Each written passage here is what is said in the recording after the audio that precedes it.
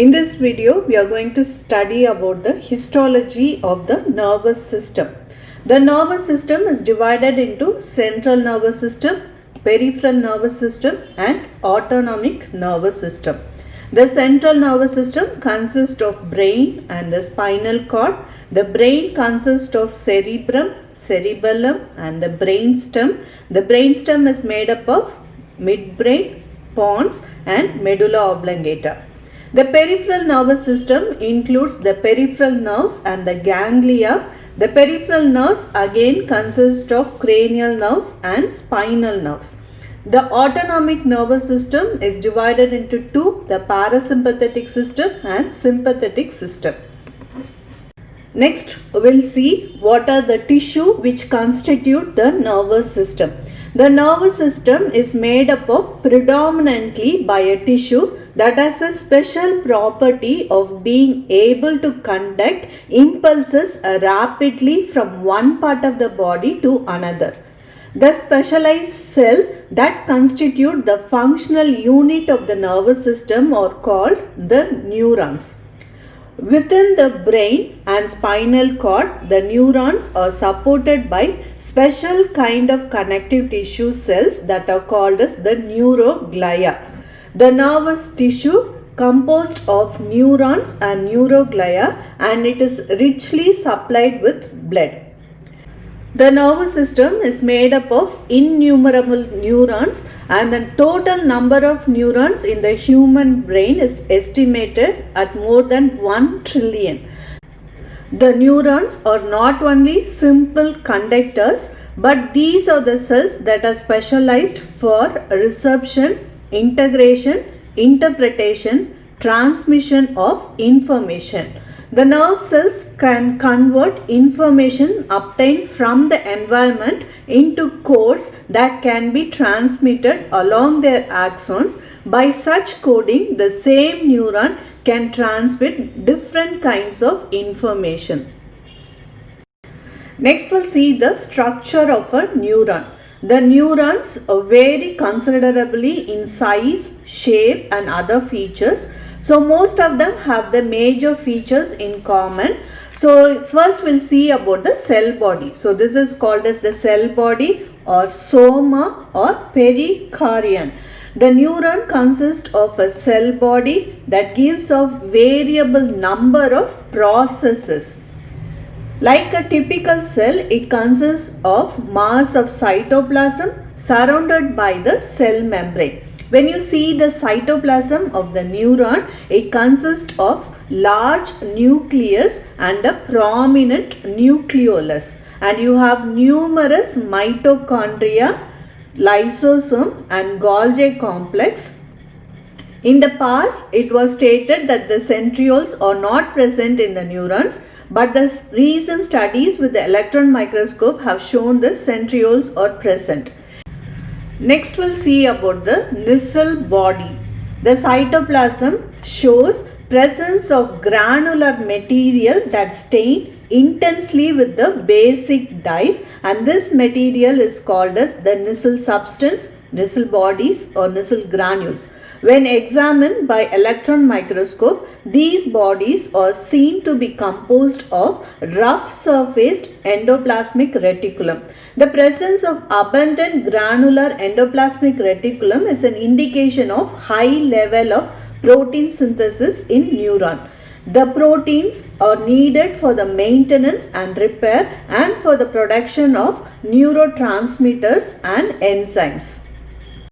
This is a microscopic picture of the neurons under higher magnification, and this is the soma or the cell body of the neuron, and here you can see this is a nucleus and this is a nucleolus, and here you can see the Nissl bodies.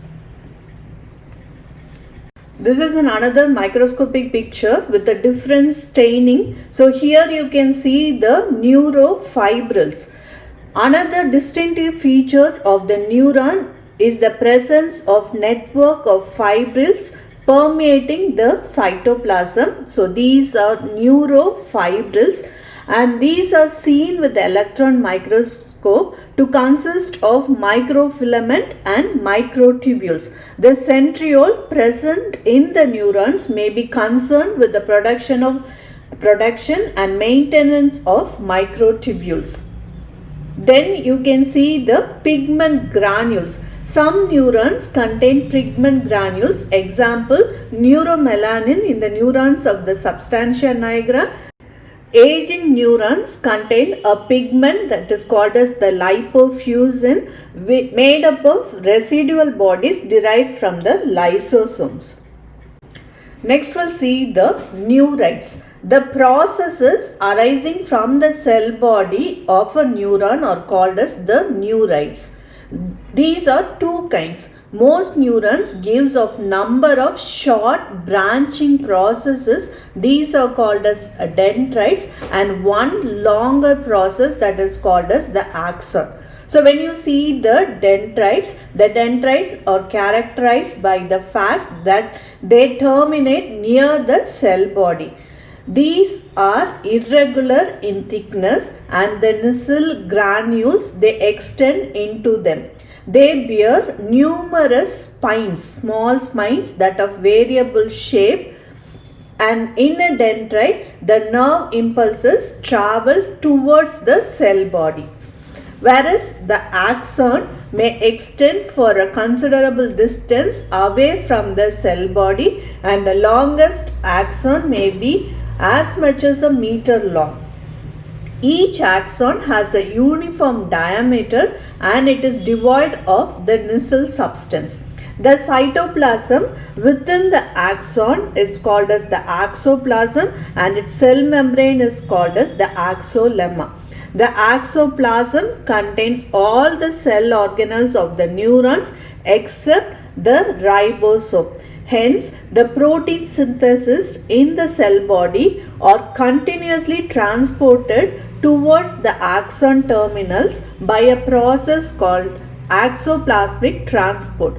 In an axon, the impulses travel away from the cell body.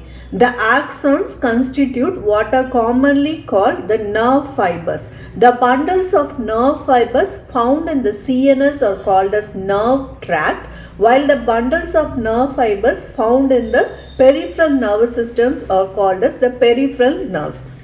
An axon or its branches can terminate in two ways. Within the central nervous system, it terminates by coming in intimate relationship with another neuron, and the junction between the two neurons being called as synapse. Outside the central nervous system, the axon may end in a relation to an effector organ, that is a muscle or gland, or it may end by synapsing with the neurons in the peripheral ganglia. So when you see the differences between the axon and the dendrites, the axon is a single long thin process of nerve cell which terminates away from the nerve cell body. The dendrites are multiple, short, thick and tapering processes of the nerve cell which terminate near the nerve cell body. The axon rarely branches at right angle. They are called as the axon collaterals, but ends by dividing into number of fine processes. These are called as the axon terminals. The dendrites are highly branched and their branching pattern forms a dendritic tree. The axon has a uniform diameter and a smooth surface.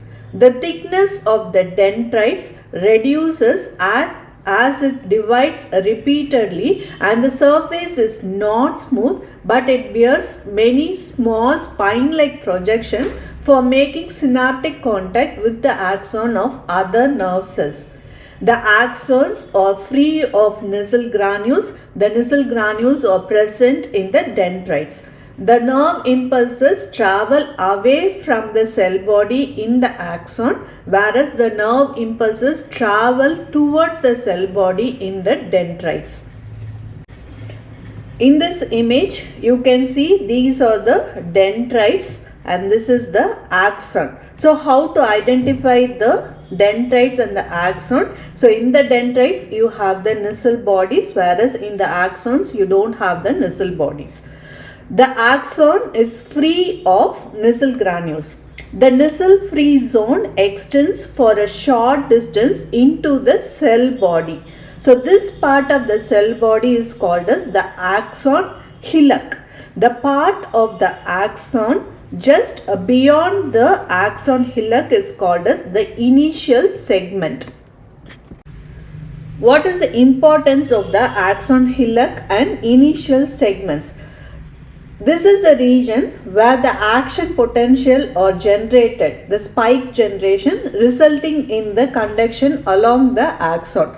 The initial segment is unmyelinated. It often receives axonal synapses that are inhibitory. The plasma membrane here is rich in voltage sensitive channels. So when you see the axoplasmic flow, the cytoplasm of the neuron is in constant motion. Movement of various materials occurs through the axon. This axoplasmic flow takes place both away from and towards the cell body. The flow away from the cell body is greater. Some material travels slowly, constituting slow transport about 0.1 to 2 millimeter a day. In contrast, other materials, mainly in the form of vesicles, they travel 100 to 400 millimeter a day, constituting a rapid transport. Next we'll see about the myelinated and unmyelinated axons. The axons may be myelinated or unmyelinated. Axon having a myelin sheath is called as the myelinated axons. The myelin sheath, when present, they are seen outside the axolemma. So this is axolemma. So it is seen outside the axolemma. The cells providing this sheath for axons lying outside in the peripheral nervous system are called as the Schwann cells. Axon lying within the central nervous system are provided with similar covering by a kind of neuroglial cells that are called as the oligodendrocytes.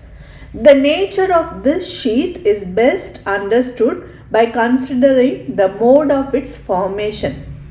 An axon lying near the Schwann cell invaginate into the cytoplasm of the Schwann cells.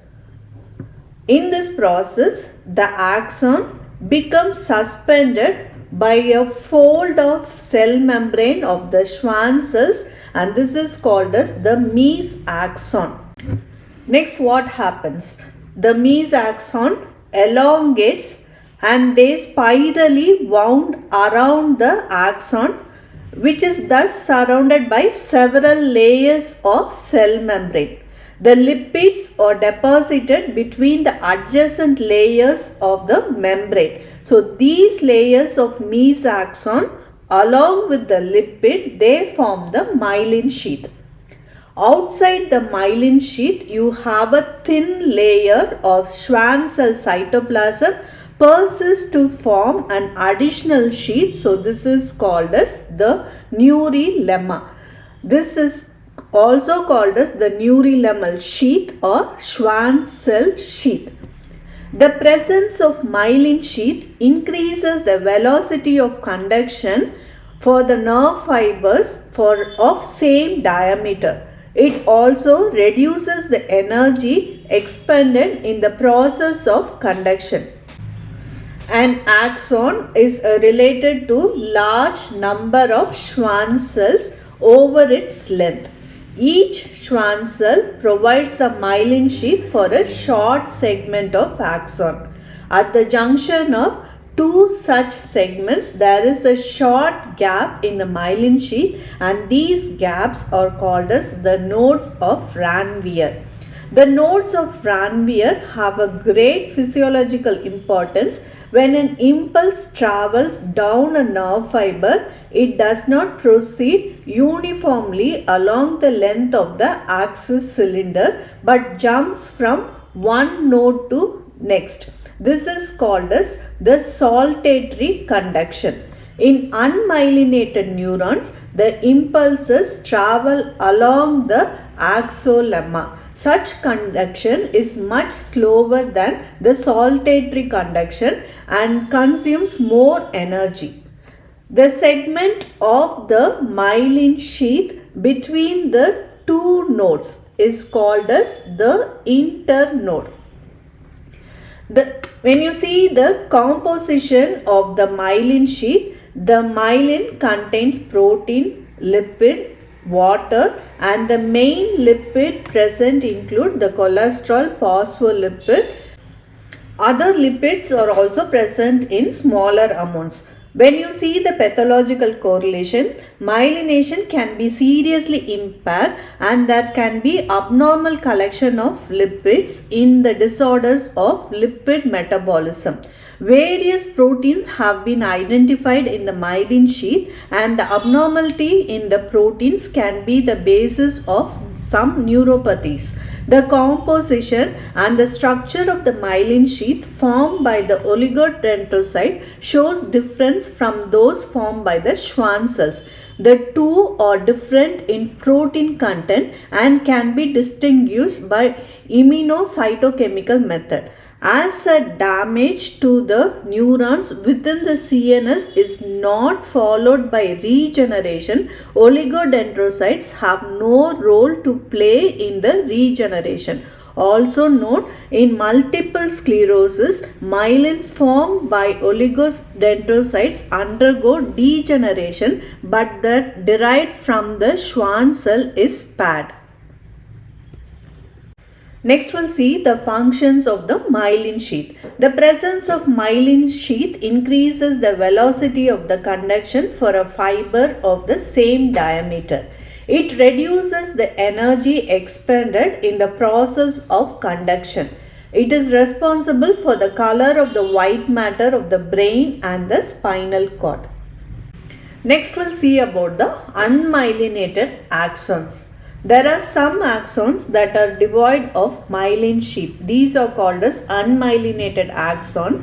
So these axons invaginate into the cytoplasm of the Schwann cells, but the mesaxon does not spiral around them. Another difference is several such axons may invaginate into the cytoplasm of a single Schwann cell. Next we'll see the differences between the myelinated and unmyelinated nerve fibers. The myelinated nerves have axons of large diameter. Unmyelinated nerves have axons of small diameter. The axon surrounded by concentric layers of Schwann cell plasma membrane in the myelinated nerves.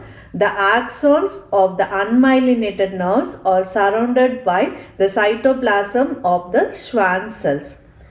The myelinated nerve impulses jumps from one node to other node, that is called as the saltatory conduction, whereas in the unmyelinated nerve impulses travels uniformly along the axolemma. In the myelinated nerve, the saltatory conduction is fast and consumes less energy, whereas the conduction seen in the unmyelinated nerve is slow and consumes more energy. Next we'll see the classification of the neurons. On the basis of the number of processes, the neurons are classified as unipolar neuron, bipolar neuron, and multipolar neurons. The unipolar neurons, these neurons have a single process which is highly convoluted. After a very short course, they divide into two. One of the division represents the axon, the other is functionally a dendrite, but its structure is indistinguishable from that of the axon. Examples, the neurons of the dorsal root ganglion. Then the bipolar neurons. In the bipolar neurons, these neurons have one axon and one dendrite. Example, neurons in the vestibular and spiral ganglia. Then you have the multipolar neurons. It is the most common type of neurons, and the neurons gives several processes. These neurons have one axon and many dendrites. Example, motor neurons. On the basis of the function, the neurons can be classified into sensory neurons and motor neurons. The sensory neuron carry impulses from the receptor organ to the central nervous system, whereas the motor neuron transmit the impulses from the central nervous system to the muscles and the glands. On the basis of the length of the axons, the neurons are classified as the Golgi type 1 and type 2. The Golgi type 1, they have the neurons of long axis and they connect the remote regions. Example, the pyramidal cells of the motor cortex in the cerebrum. The Golgi type 2 cells have short axons which end near the cell body. Example, the cerebral and the cerebellar cortex. So when you see the morphological classification and the location of the neurons, so unipolar or pseudo-unipolar neurons are located in the posterior root ganglia of the spinal nerve, sensory ganglia of the cranial nerve. The bipolar neurons are located in the bipolar cells of the retina, sensory ganglia of the cochlea and the vestibular nerve. The multipolar neurons, they form the motor cells that forms the fiber tract. According to the size, you can classify it into Golgi type 1 and Golgi type 2. The Golgi type 1 cells are found in the Purkinje cells of the cerebellum, anterior horn cells of the spinal cord, the pyramidal cells of the cerebral cortex. The Golgi type 2 cells are seen in the cerebral and cerebellar cortex.